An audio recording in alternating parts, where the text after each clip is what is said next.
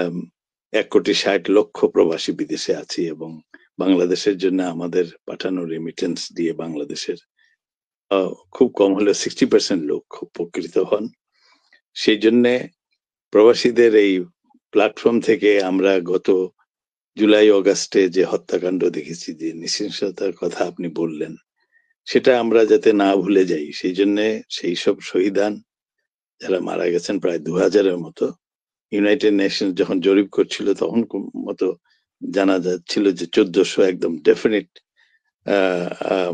শহীদ হয়েছেন এবং তখনও ইট ওয়াজ বিং কাউন্টেড এবং প্রায় 30,000-এর বেশি পঙ্গুত্ব বরণ করেছেন। তাদের স্মরণে তাদেরকে যাতে ভুলে না যাই, ভয়েস ফর গ্লোবাল বাংলাদেশের পক্ষ থেকে আমরা আমাদের শ্রদ্ধাঞ্জলি জানিয়েছি একটা গানের মাধ্যমে। এবং আমরা তো শহীদানদের এবং সেই পরিবারদের প্রতি যত রকম সাহায্য করা যায়, আমরা ডক্টর ইউনূসের সঙ্গে আমাদের একটা 31 মেম্বার টিমও দেখা করেছে 5 ডিসেম্বরে।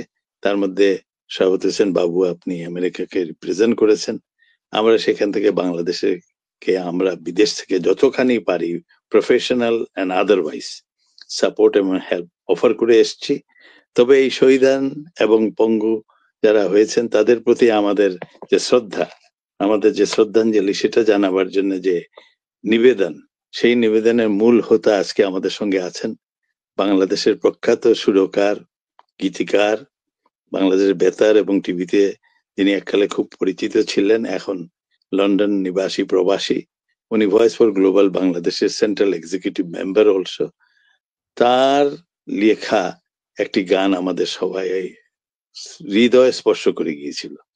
সেই গানটাতে উনি সুর দিয়েছেন, সেটা আমরা ঢাকা থেকে বানিয়ে নিয়ে এসেছি। কাজেই উইদাউট ফার্দার এডু আমি মনে করি আমি আজকে আপনার অনুষ্ঠানে এসেছি সুরকার, গীতিকার, ভয়েস ফর গ্লোবাল বাংলাদেশের এক্সিকিউটিভ ডিরেক্টর জনাব সাদিকুর রহমান সাহেবের কথা শুনতে। তার মধ্যে যে গানের রচনাটা এসছে কিভাবে, এবং সেই গানে আমরা গ্লোবালি আমরা যারা আরো এক্সিকিউটিভ আছি তারা এইভাবে ওটাকে সমৃদ্ধ করেছি যে ওর মধ্যে গানের কথার সঙ্গে ছবি, আপনি যেটা উল্লেখ করেছেন জুলাই অগাস্টে যে নির্মম হত্যাকাণ্ড হয়েছে, যেটা এখনো দেখলে লোম শিহরিত হয়, সেই সব ছবি ওতে সংযোজনা কিভাবে করলাম আমরা এজ এ টিম, কারণ আমরা গ্লোবাল টিম, সেই কথা বলার জন্য আজকে আপনার প্রধান অতিথি সাদিকুর রহমান সাহেব। কাজেই উইদাউট ফার্দার এডু আমি সাদিকুর রহমান সাহেবের কাছে ফিরে যেতে চাই, তার কথা শুনি, এবং মাঝে মাঝে দরকার হলে you call me, I will butt in. Thank you. আসসালামু আলাইকুম। চমৎকার চমৎকার যে যত কথা শুনি আমি শুনি শিখি। গো হেড সাদিকুর রহমান, আপনার কাছে আমরা যাচ্ছি। আসসালামু আলাইকুম। আমার ধন্যবাদ শরাফত হোসেন বাবু এবং আমাদের তফাদার সাহেব পিছনে আছেন, ওনাকেও আমি ব্যক্তিগতভাবে চিনছি, ওনার আমার সালাম। রমজানের শুভেচ্ছা সবার জন্য রইল। পৃথিবীতে যেখানে আমরা আছি সবার জন্য আমাদের শারীরিক মানসিক সুস্থতা কামনা করি। এই যে জুলাইয়ের 24-এর যে অবস্থা, সেটা আমরা সারা পৃথিবীতে আমাদের বাংলাদেশের বাঙালিরা দেশে এবং বিদেশে, বিশেষ করে বিদেশে যারা বাঙালি, তাদের মনে বেশি বেশি আঘাত পায়। আমাদের যে অনুভূতি দেশের জন্য, সেটা আমার মনে হয় দেশের থেকে বোধহয় বেশি, বললে হয়তো বলে, আমার মনে হয় আমার দেশের থেকে বেশি চিন্তা করি আমাদের দেশের জন্য। দেশের আমাদের যে মা বা ভাই বোন, আমাদের যে দেশের যে কোটি কোটি লোক, তাদের জন্য আমার প্রতিদিনই আমাদের চিন্তা থাকে যে কিভাবে আমাদের দেশটা ভালো থাকবে, সুখে থাকবে। যাই হোক, এই জুলাইয়ের যে অভ্যুত্থান, যেটা হয়তো হওয়ার ছিল আরো আগে, তো হওয়ার পরে যত এতগুলি শহীদ, এই যে 1400 এবং তারপরে যে পঙ্গুত্ব, এটা হওয়ার পরে ডাক্তার হাসনাতের সঙ্গে প্রায় কথা হতো। আমরা বহু আগে থেকে এটা নিয়ে আমরা আলোচনা করতাম যে কিভাবে দেশটাকে আমরা নতুন পথ দেখাতে পারি। এবং আপনি সারাত হোসেন বাবু, আপনিও ছিলেন, আমরা সবাই মিলে যাচ্ছি একটা নতুন দিগন্তে আসুক। তারপরে হঠাৎ করে 5ই আগস্টের যে ঘটনাটা, হঠাৎ করে আমরা তখন কানাডাতে ছিলাম, আমরা গেছিলাম ওখানে। তো এই যাওয়ার আগে হঠাৎ করে আমি একদিন আমার গিন্নির সাথে কথা বলতে, আমি একটা গান লিখবো ওদেরকে নিয়ে। বলে, রাখো, তুমি তো গীতিকার, হাসতে হাসতে বলে আর কি। তারপর আমি কথা লেখার পরে হঠাৎ করে একবার লিখতেছেন যে আবু সাইদের ওই ছবিটা দেখার পরে আমি রীতিমতো আমার শরীরে একদম লোম শিউরে উঠছে যে কিভাবে সম্ভবপর। আবার রংপুরের ছেলে, আমার দেশ রংপুরে। আমি কথা লিখছিলাম বুক পেতেছে বা শহীদ হয়েছে আবু সাইদ। আমার ওয়াইফ বলে কি, না না তুমি এটা কথা লেখো না, ভুল কথা লিখতেছো, তুমি আবু সাইদ লেখো বুক পেতেছে। আমার কাছে খুব ভালো লাগছে, আমার ওয়াইফ মাঝে মাঝে ভালো ভালো কথা দেয়। তো আমি লিখলাম বুক পেতেছে আবু সাইদ, শহীদ হয়েছে মুগ্ধ। এই যে 1400 শহীদের আমি সবার নাম নিতে পারবো না, কিন্তু আবু সাইদ, মুগ্ধ এবং রিয়া এই তিনটাকে নিয়ে আমি এই পুরো জিনিসটাকে আমার কবিতা হিসেবে প্রথম লিখি। তারপরে আমি ওটাকে ফার্দার এডিট করি এবং ওটা কানাডাতে গিয়ে আপনাদের সামনে আমি গাইছিলাম এক বাসায়। তারপরে আমি যখন এটা চিন্তা করি একটা গান একটা রেকর্ড করব, তা আমার সৌভাগ্য যে দেশে আমার সেই সুযোগ আছে রেকর্ড করা। আমি বললাম যে সঙ্গীত শিখি, তাকে বলে হ্যাঁ নিশ্চয়ই করবো, কথাটা খুব সুন্দর করা যায়। এরপরে হাসনার সাথে হাসনাত বলে না এটা তোমার একার হতে পারে, এটা voice for global Bangladeshi project, you can't do it on your own. এরপরে আমি ডাক্তার হাসনাত হোসেনের তার সঙ্গে পরিচয় করে আমাদের কানাডার বন্ধু হাসান মাহমুদ, তিনি অ্যাডভাইজার এবং ওনার যথেষ্ট এর মধ্যে কৃতিত্ব আছে। উনি অনেক এডিটিং করছেন, অনেক কথা আমরা এর মধ্যে চেঞ্জ করছি, সুর কেমন হলো না হলো, এবং সবকিছু করার পরে আমরা এই গানটা প্রথম সোলো করা হয়। হওয়ার পরে হঠাৎ একজন বললো যে গানটাতে সোলো হলে মনে হয় এটা তো ডুয়েট দরকার। কিভাবে ডুয়েট হবে, আমি তো লন্ডনে আর দেশে হচ্ছে রেকর্ডিং বাংলাদেশে। তখন বলে না আজকাল সবই আপনি এখান থেকে ভয়েস রেকর্ড করে পাঠিয়ে দেন। তারপরে আমি অনেক সাহস ভরে, আমি তো সচরাচর গায়ক না কিন্তু আমি গাই, যাই হোক সেখান থেকে আমি গান ভয়েসটা রেকর্ড করে পাঠালাম। এরপরে এই গানটাকে দ্বৈতের সঙ্গে ডুয়েট সং হিসেবে বাংলাদেশে তৈরি হলো এবং ভিডিও যখন হয় পুরো কিছুতে আমাদের ডাক্তার হাসনাত হোসেনকে নিতে হবে। উনি আইডিয়া দিয়েছেন যে আমাদের যে শহীদের যেসব স্কেচ তৈরি হয়েছে, যেসব ছবি, এগুলো আমরা সব একমাত্র জোগাড় করলাম। এদিকে ডাক্তার তোপায় যে গত সপ্তাহে এসেছিলেন উনিও ছিলেন। এরা সবাই মিলে আমরা ছবি সিলেকশন করলাম, ফার্দার এডিট করলাম, করার পরে বাংলাদেশ থেকে করে ফাইনাল এই সিচুয়েশন এসে আমরা এই ভিডিওটি গত সপ্তাহে বের করলাম আর কি। এটাই এখন কতটুকু আমার কৃতজ্ঞ জানি না, এটা সম্পূর্ণ আমার অনুভূতি থেকে জিনিসটা লেখা। আপনারা যদি এটা কতটুকু মূল্যায়ন দেবেন আমি জানি না, কিন্তু আমার মনে হয় যে হঠাৎ করে মনে হয় যে দেশের 24শে জুলাইয়ের কথাগুলি খারাপ হয়নি। আমি মনে করি ভালোই লিখেছে, এটা একটা পুরো ইতিহাস তুলে ধরে আর কি। এটা আমার ছোট্ট একটা উপহার, এটা দেশের জন্য, দেশের শহীদের জন্য, 24শে জুলাইয়ের অগস্টের অভ্যুত্থানের জন্য। ধন্যবাদ। আমি একটু এড করতে চাই এখানে,